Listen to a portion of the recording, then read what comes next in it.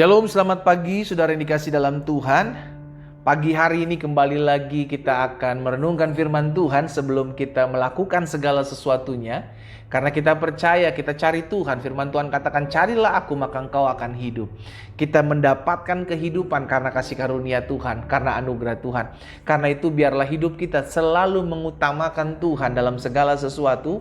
Kita mencari Tuhan sebelum kita memulai segala sesuatunya. Karena kita percaya hidup kita ada dalam tangan Tuhan. Amin saudara. Karena itu benarlah apa yang dikatakan Tuhan Yesus. Carilah kerajaan Allah serta kebenarannya terlebih dahulu. Maka semuanya, apa itu semuanya? Segala yang baik akan ditambah-tambahkan dalam kehidupan saudara dan saya. Melalui program Bible and Coffee ini saudara yang dikasih dalam Tuhan, saya mengajak juga setiap umat Tuhan yang sudah diberkati oleh kebenaran firman Tuhan yang didapati melalui program renungan singkat Bible and Coffee ini, agar sekarang untuk menjadi berkat. Amin.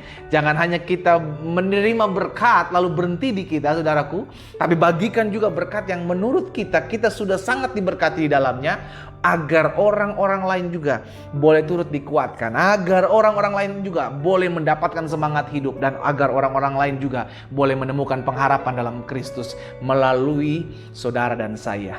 Karena itu bagikan renungan singkat ini di akun-akun media sosial kita, di WhatsApp group, di akun-akun Facebook kita, dan saya percaya saudara dikasih dalam Tuhan, banyak orang mendengarkan firman Tuhan sehingga firman Tuhan tersebar dan semakin banyak umat Tuhan dikuatkan dan semakin banyak jiwa diselamatkan dalam anugerah Tuhan. Haleluya.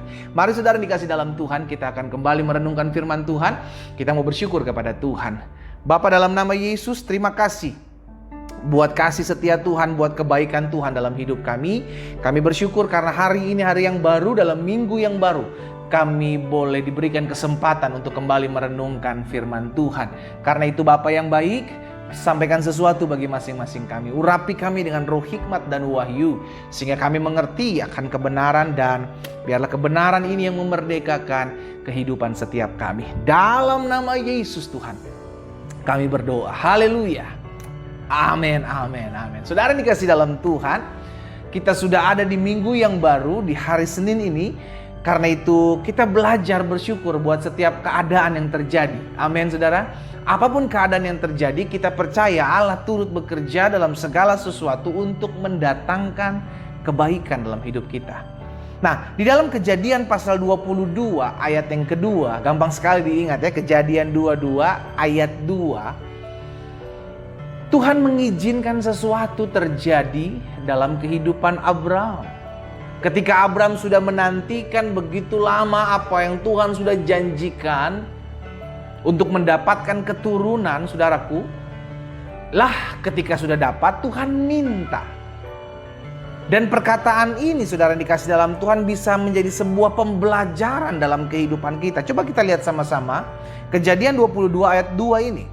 Firman Tuhan kepada Abraham, ambillah anakmu yang tunggal itu, lihat, anak yang cuma satu-satunya tunggal, ya kan, yang dipercayakan Tuhan melalui keluarga Abraham dan Sarah, saudara dikasih dalam Tuhan, diminta sama Tuhan, ambillah anakmu yang tunggal itu, bukan cuma satu-satunya, tapi yang engkau kasihi, yakni Ishak, pergi ke tanah Moria dan persembahkan dia di sana sebagai korban bakaran pada salah satu gunung yang akan kukatakan kepadamu. Siapa Ishak?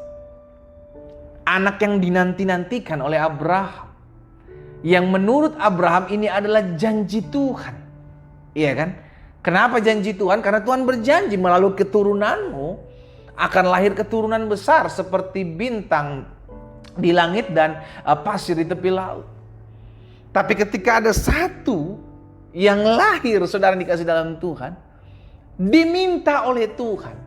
Setelah saya merenungkan, saudara dikasih dalam Tuhan, apa yang Tuhan beri kepada hidup kita sebagai sebuah janji, baik itu berkat kesehatan, baik itu berkat anak cucu, maupun apapun yang Tuhan sudah berikan dan kita sudah nantikan sudah lama, yang Tuhan mau, jangan sampai hati kita terikat dengan pemberiannya. Saya ulangi sekali lagi, Jangan sampai hati kita terikat kepada pemberiannya, buah tangannya. Tapi yang Tuhan kehendaki adalah biarlah hati kita terikat kepada pribadinya. Nah, seringkali kita salah. Kita mulai terikat dengan pemberian tangannya. Kita mulai terikat dengan hadiahnya yang diberikan kepada kita sebagai bentuk kasih. Sehingga akhirnya kita bermain-main terus, membuang-buang waktu terus dengan pemberiannya. Dengan pekerjaan yang diberikan kepada kita. Baik dengan berkat-berkat yang diberikan kepada kita. Sampai kita lupa bahwa kita harus melekat kepada Sang Pemberi. Sampai sini ngerti ya saudara ya? Inilah yang Tuhan murnikan di hati Abraham. Makanya firman Tuhan bilang, ambil anakmu yang tunggal itu, bukan cuma satu-satunya, tapi yang engkau kasihi. Tuhan gak mau ada yang kita cintai, ada yang kita kasih melebihi kita mengasihi dan mencintai Tuhan. Allah kita adalah Allah yang cemburu. Kenapa? Karena Dia mau hati kita. Dia mau sepenuhnya hati kita. Sehingga akhirnya hati kita hanya melekat kepada pribadinya. Itu sebabnya suatu kali ahli-ahli Taurat dan orang-orang Farisi menanyakan kepada Yesus, hukum mana yang terutama?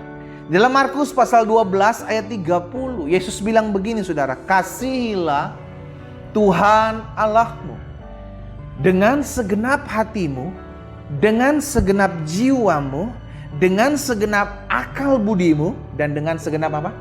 Kekuatanmu. Kasihilah Tuhan Allahmu dengan segenap, dengan segenap, dengan segenap, dan segenap. Segenap hati, segenap jiwa, segenap akal budi, dan segenap kekuatan. Seluruhnya untuk mengasihi Tuhan. Karena yang Tuhan mau hati kita. Nah, iblis licik. Dalam kelicikannya dia mulai mempermainkan saudara. Kalau dia tidak bisa menahan kita untuk pergi beribadah, menahan kita untuk pergi menyembah Tuhan, maka dia akan jorokin kita, dia akan dorong kita.